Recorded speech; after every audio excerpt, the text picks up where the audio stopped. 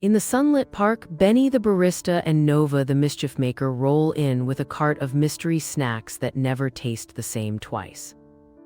Nova challenges Benny to serve a laugh latte that changes flavor every punchline, turning every sip into a tiny stand-up set.